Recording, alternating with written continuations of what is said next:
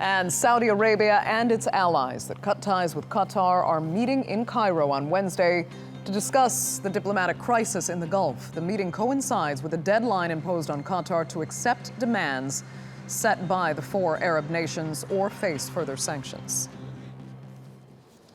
Well, David Hearst joins me now live from London. He is the editor of the Middle East Eye. Thanks so much for joining us, David.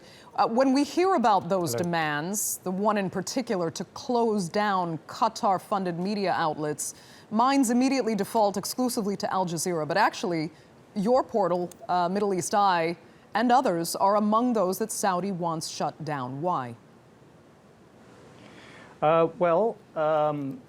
They claim that we're funded by Qatar, or we have relations with Qatar, and that's absolutely not true. It's completely fake news. We're not in any way connected to Qatar. We're not funded by it. We're totally independent. We're a British company. I think what happened was that I wrote, in particular, a series of columns about the power struggle within the House of Saud and the power struggle between Mohammed bin Salman and his elder cousin, Mohammed bin Naif, which turned out to be true.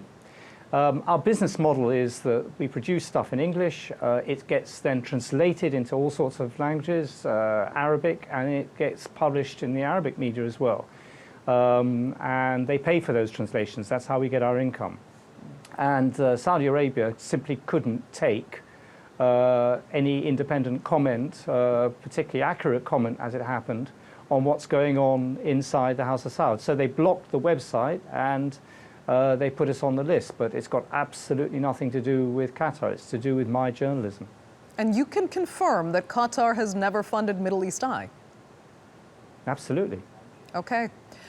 Now listen, we really don't know what was in the letter that Qatar submitted, but give us your thoughts. Where does Qatar stand in response to the demands? How hard will Qatar be willing to dig its heels in and not give in to what Saudi and its allies are demanding from Qatar?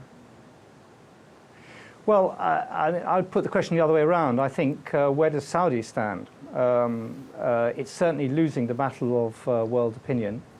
The more it highlights the alleged links between Qatar and extremists, it's also pushing the spotlight on its own links.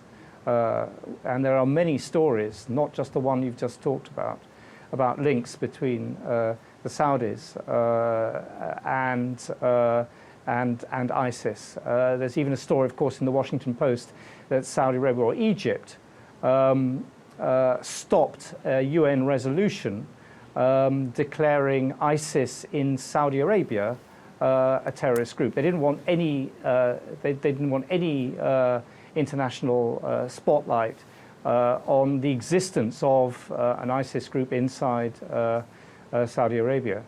So this is a complicated, backfiring campaign. I think if there's no progress in Cairo, the campaign will transfer to an economic one, and there'll be a big economic battle between Qatar and its neighbors. And we'll only know whether that works or not, and in whose favor that works, in a few months' time.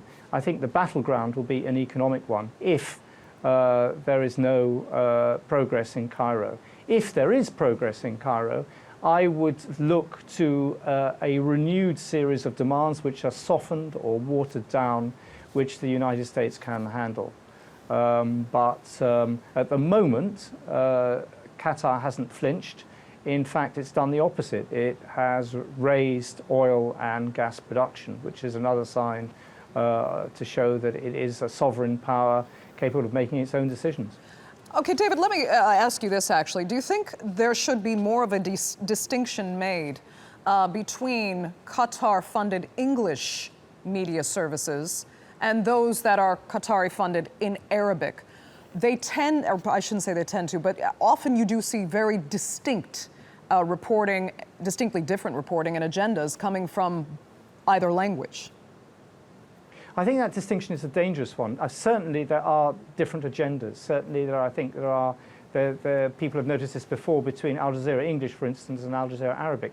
But I think this whole terrain is a difficult one for any journalist to talk about. simply because you're basically talking about government constraints on journalism. Al Jazeera has been created on a completely different model. Usually, the model of the media in the Middle East is that the media is an extension of the state, that journalists are licensed by the organs of the state and the secret police. There's a very cozy relationship between the state and private media and the ruling power. Al Jazeera is a completely different model. It's a much more Western model. It's a model based on CNN and the BBC. It's got lots of ex-BBC people in it. And it's basically that treats journalism as a fourth estate and not as an extension or an arm of government. And I think this is largely what the battle is over about. There are distinctions between Arab-based media and English-based media. And I'm not saying that Al Jazeera is a saint or that it is totally independent of Qatari government interference. But as journalists, I think we should basically support the principle of independent journalism, independent of states, all states. David Hearst, thank you so much for taking the time there from London. We appreciate it.